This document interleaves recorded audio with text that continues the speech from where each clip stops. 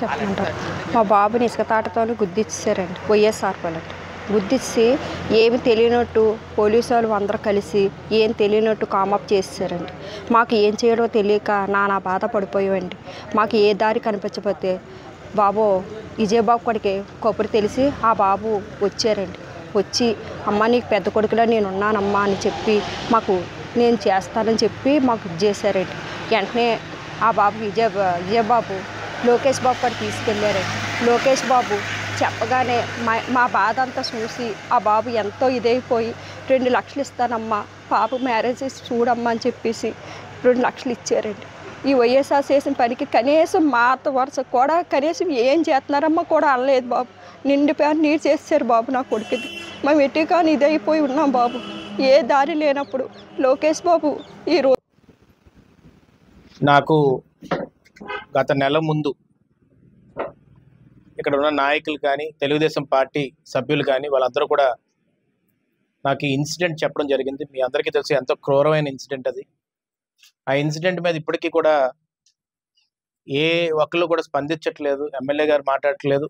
నేను ఆ రోజు వాళ్ళ ఇంటికి వెళ్తున్నప్పుడు కూడా మాకార్పాలెం మన తామరం బార్డర్లో ఆ ఇంటికి కూడా వెళ్ళాను. వెళ్ళిన తర్వాత నేను క్లియర్గా ప్రశ్నించడం కూడా జరిగింది. ఇది ఒక ఇసుక మాఫియా దగ్గర రాక్షసత్వంగా వచ్చి అలా గుద్దిన తర్వాత ఎవరు కూడా పట్టించుకోకుండా ప్రాణం పోయే విధంగా చేసి ఆ తర్వాత ఎవరు స్పందించకపోవడం అనేది చాలా దారుణమైన విషయం అని చెప్పి నేను క్లియర్గా చెప్పడం జరిగింది. చెప్పిన తర్వాత కూడా నేను ఆ తల్లికి నేను అక్కడ మాట్లాడడం జరిగింది. అక్కడ చెల్లి ఉంటే ఆమెకి కూడా మాట్లాడడం జరిగింది. ఎట్టి పరిస్థితుల్లో కూడా కుటుంబానికి అండగా నిలబడతాం. రేపు రానున్న రోజుల్లో కూడా ఎట్టి పరిస్థితుల్లో కూడా నేను మాట అంటే మాట, నియోజకవర్గంలో ఎవరన్నా అడగండి, నేను మాట ఇచ్చిన తర్వాత మాత్రం వెనకాడు వేయను. ఎట్టి పరిస్థితుల్లో కూడా మీ కుటుంబానికి అండగా నిలబడతామని ఆ రోజు చెప్పాం. చెప్పిన తర్వాత నాయకులందరూ కూడా ఫాలోఅప్ చేస్తే దాని తర్వాత పోలీసులు కూడా స్పందించకపోవడం అనేది చాలా దారుణమైన విషయం. ఏఎస్పీ గారి దృష్టికి కూడా తీసుకెళ్ళడం జరిగింది.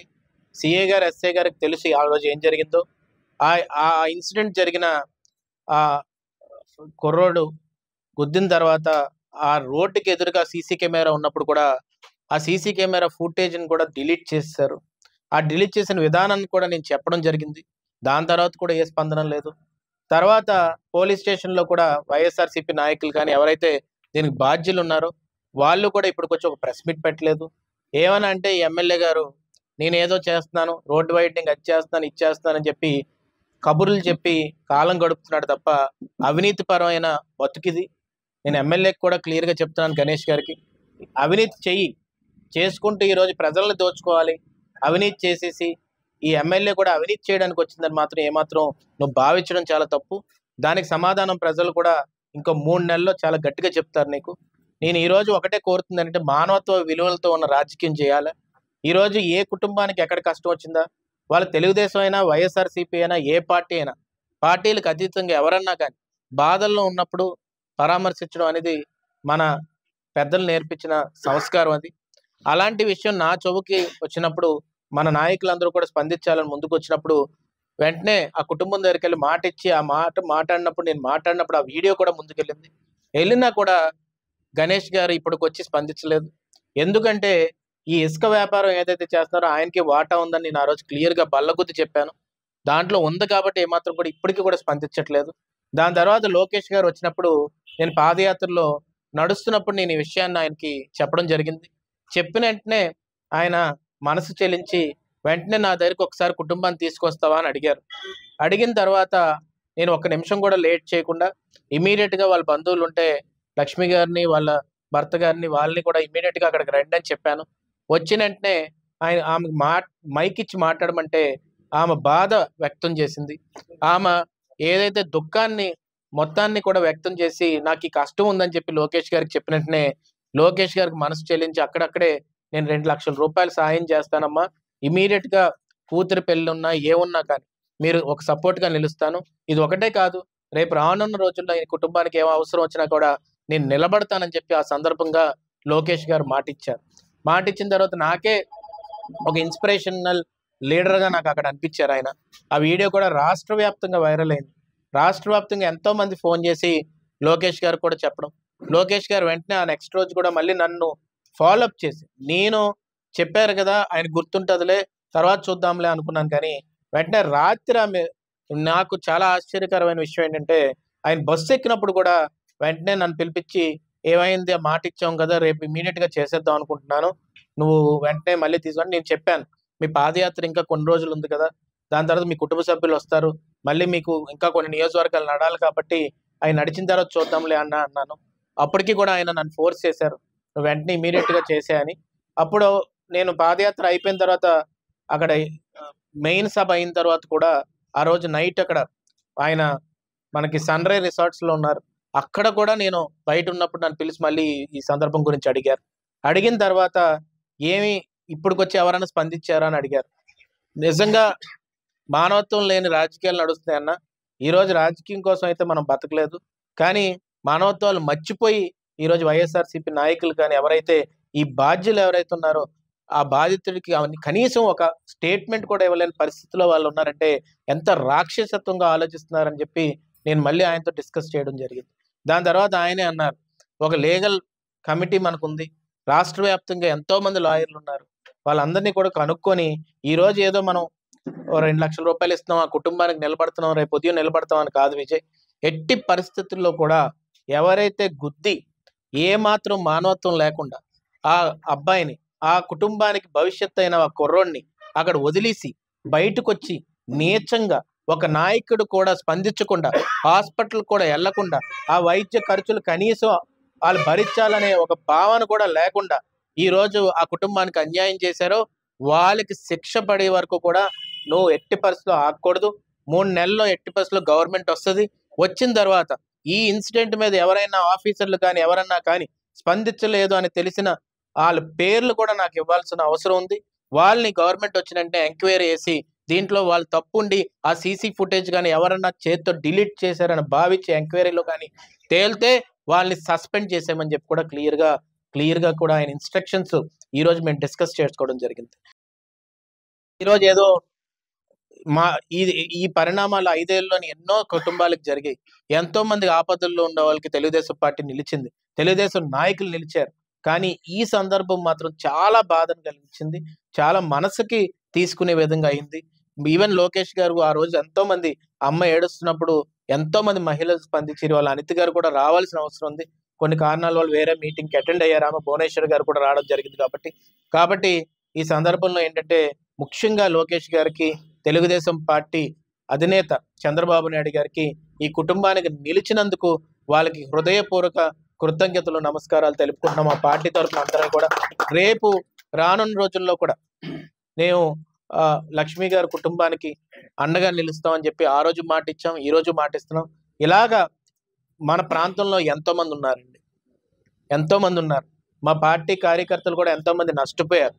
వాళ్ళందరికీ కూడా నిలుస్తామని చెప్పి మేమందరం కూడా నిన్నే బండ్ల పార్టీ ప్రెసిడెంట్ గారు కానీ ముఖ్య నాయకులందరికీ కూడా మేము మాట్లాడుకొని రేపు రానున్న రోజుల్లో ఈ ఎలక్షన్స్ అయిపోయిన తర్వాత ముఖ్యంగా మేము కార్యకర్తలకు కానీ అందరికీ కూడా ఒక మెసేజ్ ఇవ్వాలనే ఉద్దేశంతో ఇక్కడ రావడం జరిగింది. ఈ కష్ట సమయాల్లో ఎవరైతే పనిచేశారో, ఈ కష్ట సమయాల్లో ఎవరైతే నిలబడ్డారో, ఈ కష్ట సమయాల్లో మా కుటుంబమే కాదు పార్టీ ఒక కుటుంబంగా భావించి ఎవరైతే ముందు నడిచారో వాళ్ళందరికీ కూడా ఆర్థికంగా కానీ వాళ్ళు రానున్న రోజుల్లో వాళ్ళ పిల్ల భవిష్యత్తు బాగుండాలి కానీ వాళ్ళ కుటుంబం బాగుండాలని దాని మీద మేము ఆలోచించి ఒక నిర్ణయం తీసుకొని వాళ్ళందరికీ కూడా అండగా నిలబడడం ఎలా చేయాలనేది ఆ ఉద్దేశం మీద మేము కమిటీ కూడా వేద్దాం అనుకుంటున్నాం రానున్న రోజుల్లో. దాంతోపాటు బూత్కి కూడా ఒక్కొక్క బూత్కి ఒక్కొక్క పంచాయతీలోని కొంతమంది కమిటీస్ వేసుకొని వాళ్ళు ఏ కష్టం వచ్చినా కూడా రేపు రానున్న రోజుల్లో ఒకరికొకరు నిలబడే విధంగా మేము ఎలా ఉపయోగపడతాం, పార్టీ అధినేత ఎలా ఉపయోగపడతారు, పార్టీ వ్యవస్థ ఎలా ఉపయోగపడుతుంది, మండల పార్టీ నాయకులు ఎలా ఉపయోగపడతారు అనే దాని మీద ఆలోచించి ముందుకెళ్ళడం కూడా జరుగుతుందండి. కొన్ని విషయాల్లోని లా అండ్ ఆర్డర్ని వాళ్ళ చేతుల్లోకి తీసుకొని వైఎస్ఆర్సీపీ ప్రవర్తించిన విధానం, ఒక అబ్బాయిని మీకు తెలుసు తెలుగుదేశం పార్టీ ఓడిపోయినట్టునే కిడ్నాప్ చేసి పోర్ట్ ఏరియాలోకి తీసుకెళ్లి అక్కడ సీసీ కెమెరా ఫుటేజ్ ఈ రోజుకి నా దగ్గర ఉంది. ఈ ఎంపీపీ ఎవరైతే ఈ మండల ఎంపీపీ ఎవరైతే ఉన్నారో ఆయన స్వయంగా కిడ్నాప్లో ఇన్వాల్వ్ అయ్యారు. ఆ అబ్బాయిని చంపుదాం అనే ఉద్దేశంతో తీసుకెళ్లారు. అదేదో 4 ఏళ్ళు అయిపోయింది కదా, మీరు మర్చిపోయారేమో అని మీరు అనుకుంటున్నారు. మాకు గుర్తుంది. ఆ అబ్బాయి కుటుంబాన్ని మొన్న నేను పార్టీ మీటింగ్ అప్పుడు చూసినప్పుడు కూడా నాకు చాలా బాధ అనిపించింది. ఆ అబ్బాయి ఒకటే అడిగాడు నాకు, ఎప్పుడు గవర్నమెంట్ వస్తుందో నాకు తెలుసన్నా, జెండా ఎగురుతుంది ఇంకో 3 నెలల్లో, కానీ నా మీద ఇలా చెయ్యెత్తిన వాళ్ళకి కానీ నన్ను కిడ్నాప్ చేసి నన్ను మానసికంగా హింసించి నా కుటుంబాన్ని హింసించి నా చెల్లి మీద కూడా కేసు పెడతానని ఎవరైతే ప్రవర్తించారో వాళ్ళకి ఎట్టి పరిస్థితుల్లో కూడా వాళ్ళ మీద శిక్ష అనేది రావాలని చెప్పేసి ఆ అబ్బాయి కోరాడు. నేను మాట ఇస్తున్నాను, ఈరోజు ఎవరైతే వాళ్ళ ఏమాత్రం కూడా వాళ్ళకి ఏం తెలియదు, వాళ్ళకి పార్టీ జెండాని భుజం మీద మోయమంటే మోస్తున్నారు కార్యకర్తలు. వాళ్ళకి అలాంటి అభంశుభం తెలియని వాళ్ళ మీద క్రైమ్ ఉపయోగించి కిడ్నాప్ స్టేజ్ దాకా తీసుకెళ్ళావంటే నువ్వు ఎంపీపీకి కూడా పనికిరావు, నువ్వు రేపు ఫ్యూచర్లో ఎందుకు పనికిరావు, క్రైమ్ని నువ్వు ప్రోత్సహించినోడు అవ్వవు. కాబట్టి ఎట్టి పరిస్థితుల్లో కూడా ఈ కేసు మీద విచారణ కూడా రేపు గవర్నమెంట్ వచ్చాక జరుగుతుంది. వచ్చిన తర్వాత ఎట్టి పరిస్థితుల్లో కూడా ఆ దాంట్లో ప్రూవ్ అవుతాయి ఎవరైతే ఉన్నారనేది. ఇంకా ఎక్కువ మాట్లాడాలంటే అహంకారపూర్వకంగా ఆ అబ్బాయిని నీల్ డౌన్ వేయించి కాళ్ళ మీద కూర్చోబెట్టి ఇంకా నువ్వు చెప్తావా లేదారా అని చెప్పి జగన్కి జై కొడతావా లేదా అని చెప్పి కొట్టడం, ఇలాంటివన్నీ నర్సీపట్నం నియోజకవర్గ చరిత్రలో ఎప్పుడు జరగలేదండి. నర్సీపట్నం చరిత్రలో ఇలా దొర తత్వాన్ని ఎప్పుడు మేము చూపెట్టలేదు. ఏ ఒక్కరు కూడా ఎమ్మెల్యే అయినా కూడా, ముత్యాల బాబు గారు ఎమ్మెల్యే అయ్యారు, మేము ఎమ్మెల్యే అయ్యాం, ఇంతమంది గోపాత్రి గారు ఉండేవారు, లక్షపాత్రి గారు ఉండేవారు, రాజులు ఉండేవారు, వీళ్ళు ఎవరు ఉన్నా కానీ ఏ రోజు కూడా ఇలాగా దొరతత్వాన్ని ప్రవర్తించడం ఎక్కడ నేను చూడలేదండి. ఎవరిని జమీందారి తత్వానికి ప్రవర్తించి నీల్ డౌన్ అయిపించి మోకాల మీద కూర్చోబెట్టి ప్రజలను కొట్టడం అనేది నేను ఇప్పటికొచ్చి చూడలేదండి. మొదటిసారి నర్సీపట్నం నియోజకవర్గంలో ఇలాంటి తత్వాన్ని చూసాం. ఇలాంటి దొరతత్వాన్ని, జమీందారి తత్వాన్ని మోకాల మీద కూర్చోబెట్టి కొట్టడం అనేది, అది ఒక యాదవ్ కుర్రవాడిని. అంటే ఎంత చీప్గా ఆలోచించుంటుంటే వీళ్ళు ఒక మనిషిని ఒక పురుగులా చూస్తున్నారంటే ఎంతకంటే లేకుండా చేశారు. మొన్న ఒక డెలివరీ అవుతున్నప్పుడు మనసు చెలించి కనీసం ఎమ్మెల్యే జేబులోంచి ఆ డీజిల్ జనరేటర్కి డీజిల్ అన్నా కొట్టించాలండి గవర్నమెంట్ హాస్పిటల్లో. కానీ కొవ్వొత్తులోనూ టార్చ్ లైట్లు వేయించి డెలివరీ చేస్తున్నారంటే సిగ్గు మొహం ఎక్కడ పెట్టుకుంటాడు ఎమ్మెల్యే అని అడుగుతున్నాను. ఈరోజు రోడ్ వైడనింగ్ విషయంలో కూడా నేను ఇక్కడ సందర్భం కాకపోయినా మాట్లాడుతుంది. ఎందుకంటే ఒక షాప్కి ఏమో గొయ్యి తీస్తారు, ఒక షాప్కి 2 అడుగులు అని చెప్తారు. ఆ గొయ్యిని మళ్ళీ మోయిపించేస్తున్నాడు డబ్బులు తీసేసుకొని. అక్కడ స్వామి గారు జ్యువెలరీ షాప్ ఉంటుంది, దాని ముందు గొయ్యి తీశారు, 2 అడుగులు అని చెప్తాడు, మళ్ళీ బేరం కుదిరినట్టే గొయ్యి మూసేస్తాడు. మళ్ళీ ఉడిపి హోటల్ దగ్గర గొయ్యి తీస్తాడు, మళ్ళీ మూసేస్తాడు. ఏమనంటే ఈ రోడ్ వైడనింగ్ లా ఇంకో రోడ్ వైడనింగ్ చేస్తానంటాడు. ఇలా బుర్ర లేకుండా, ఏమాత్రం సెన్స్ లేకుండా, రాజకీయం చేయకుండా ఈరోజు మోసం చేస్తున్న ఈ గణేష్ని మాత్రం ఇంటికి పంపించవలసిన అవసరం ఎంతైనా ఉంది. ఇలాంటి కుటుంబాలకి ఏమాత్రం నష్టం జరగకూడదు. కనీసం ఇంత వైరల్ అయ్యే కూడా కనీసం ఒక్కసారి బయటకు వచ్చి ఎవరైతే హంతకులు అంటాను నేను, ఇది చంపారు, ఎవరైతే ఈ మండల నాయకులు వైఎస్ఆర్సీపీ సర్వం కానీ వాళ్ళ బ్రదర్ ఎవరు ఉన్నారు ఆయన కానీ వాసు కానీ వీళ్ళందరూ కూడా ఇసుక తింటూ ఇంత పొట్టలు పెంచుకొని తిరుగుతున్నారు, మీరు ఇంత దోచుకొని తింటున్నారు. మీరు నీకు కనీసం మానవత్వం ఉండి బయటకు వచ్చి ఒక మాట మాట్లాడితే ఏమన్నా మీ గర్వం ఏమన్నా తగ్గిపోతుందా? లేకపోతే మీ మీ మీ అహంకార ధోరణికి ఇది ఒక ఉదాహరణ. మీ మోట్లు ఏదైతే ఎమ్మెల్యేకి అప్పచెప్తున్నారో ఆయన ఏమన్నా మాట్లాడొద్దు అన్నాడా? ఏదో ఒకటి ఇప్పటికైనా కానీ మీరు ఏ రూపాయి ఏమి మీ జేబులోంచి ఇవ్వకపోయినా తెలుగుదేశం పార్టీ ఆ కుటుంబానికి అండగా నిలబడింది, వాళ్ళ లక్ష్మి గారి కుటుంబానికి. రేపైనా కనీసం మానవత్వం సచ్చుంటే మీలో బయటకు వచ్చి ఒక మాట అయినా మాట్లాడండి.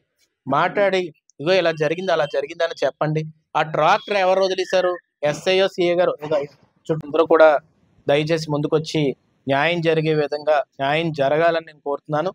ఆ సాయి గారికి ఆత్మ శాంతించాలని చెప్పి మనస్ఫూర్తిగా నేను కోరుతూ ఈరోజు ఆ చెక్ ఏదైతే పంపించారో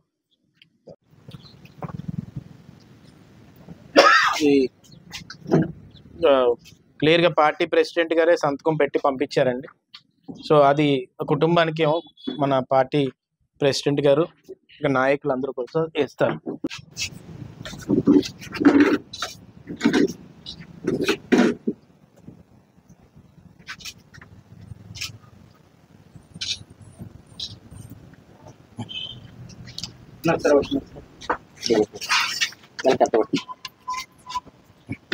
మీ పేరు మీద ఉందమ్మా? లేదు అదేం లేదమ్మా.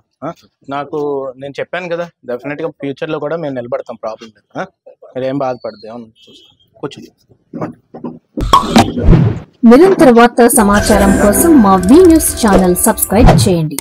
నోటిఫికేషన్ కొరకు బెల్ ఐకాన్ని యాక్టివేట్ చేయండి.